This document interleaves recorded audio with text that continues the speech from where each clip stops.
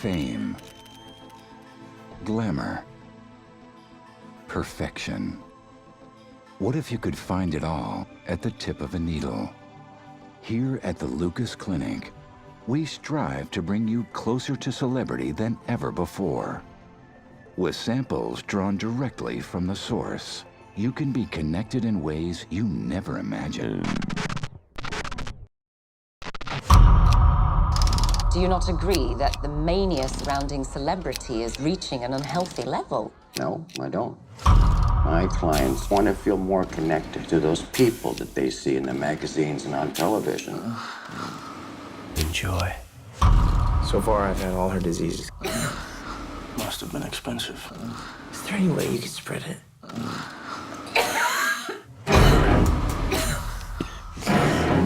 What happened to Anna Geist? It's pretty shocking. Have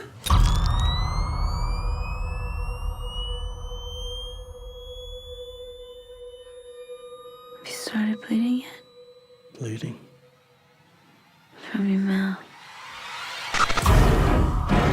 I don't understand how this isn't considered cannibalism.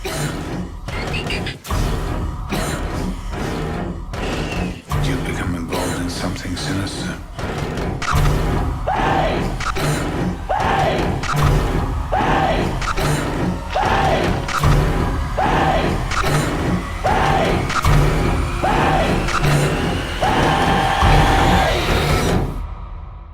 It's a weird business, Sid.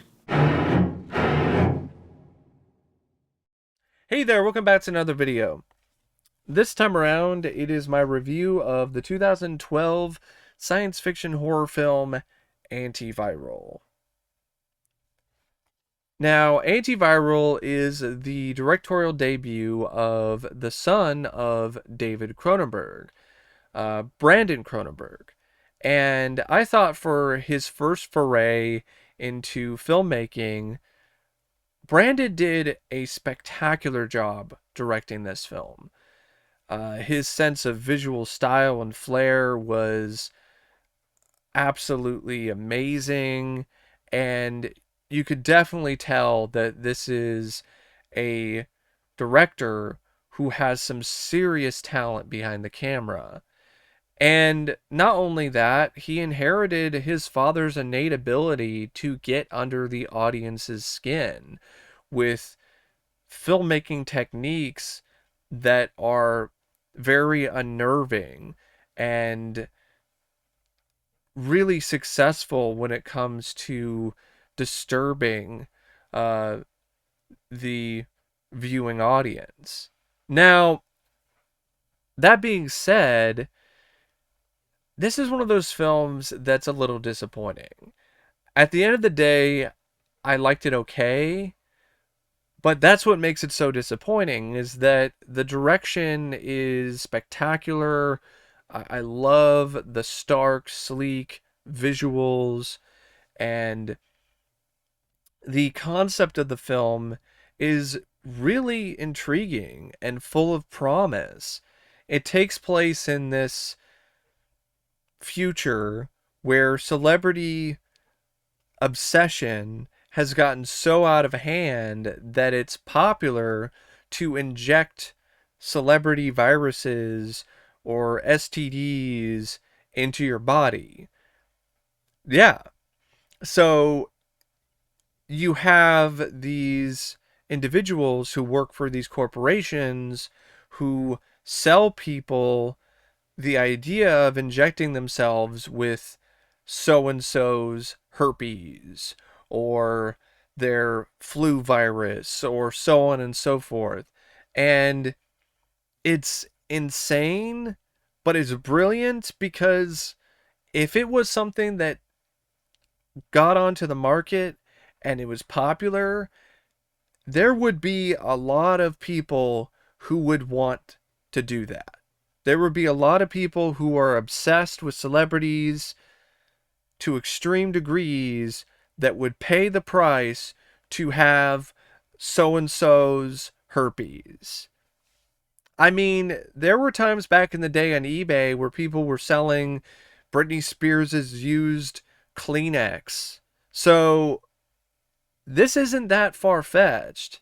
And so in that fashion, it's a little scary because it's not that out of left field when it comes to how far people will go to be connected to celebrities.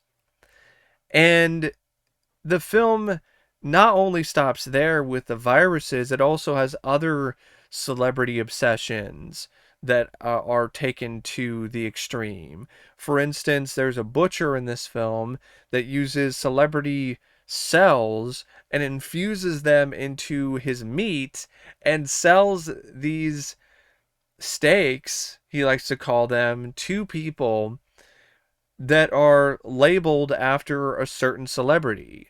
Now, in this film, they couldn't get the rights to have real celebrities, so the celebrity names are ones that are made up, but that's disgusting and just really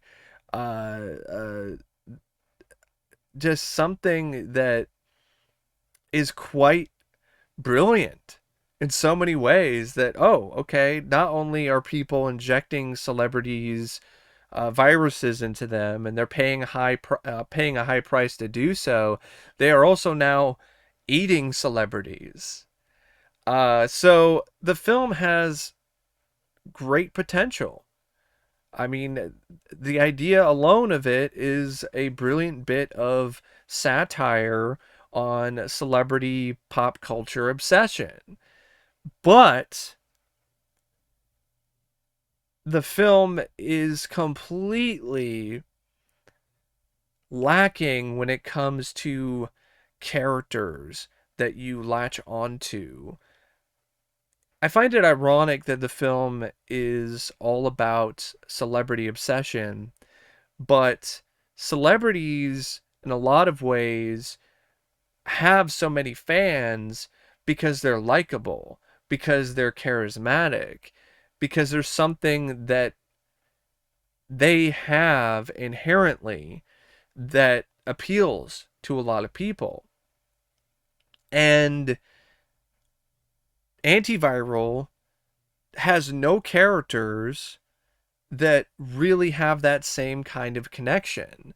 So as a result, the film just doesn't really leave that much of a lasting impression, despite its promise when it comes to its concept, and some of the more nightmarish sequences.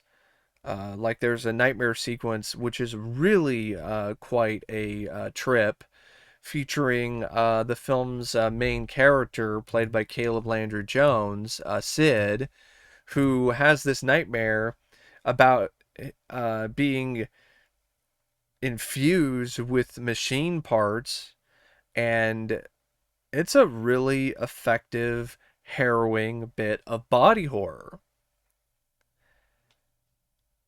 But the character of Sid, he's just so painfully one note. And there's next to no character development at all with this guy. He works for this corporation selling these viruses to people. He also takes the viruses himself because he's obsessed with celebrity culture, but at the same time, he does that as well so he can sell these viruses on the black market, at least copies of these viruses. He fucks up and injects himself with this designer-made virus that was intended to kill the spokesperson for the company that he's working for, and now he's got to deal with the side effects and everything, and has to try to find the cure, and it's this race against time in terms of him trying to figure out what's wrong with him, and so on and so forth. But the guy is such a cold and unlikable character that you don't really give a shit whether or not he finds the cure. And when he does, well, I guess he kind of does, but in the end, he just hasn't even bigger reason to be this cold, sadistic person that he already was to begin with, because he's rewarded for his actions and ultimately becomes a key cog in the wheel of a competitor. And it's one of those films where you kind of definitely do see where it ultimately goes. Like, okay, yeah, he's all about himself. He's all about having power, and he's gonna get it at the end. Of course, because he's got ambition and so on and so forth. But there's no one in the film except for maybe one of the celebrities, Hannah Geist, that you feel sympathetic towards or you're connected to. But even with Hannah Geist, you're not really that connected to her, other than the fact that she's really sick and you kind of feel for her in that regard. But other than that, you know nothing, next to nothing about her. So why should you give a shit? So there's a lot of that going on with this film. So you have characters like Sid who are just cold and unlikable, and then you have other supporting characters who were equally as unlikable and villainous, or there's nothing to them in terms of depth. You've got Malcolm McDowell, who plays Hannah Geist's personal medic, really just a narcissist. Douglas Smith, who plays a customer at the Lucas clinic, nothing really that special. There's this guy named Levine, who's an underground virus trafficker. There's also another guy, Joe Pingue, who plays Arvid, who's the owner of the Astral Bodies meat market, and he's another underground virus trafficker.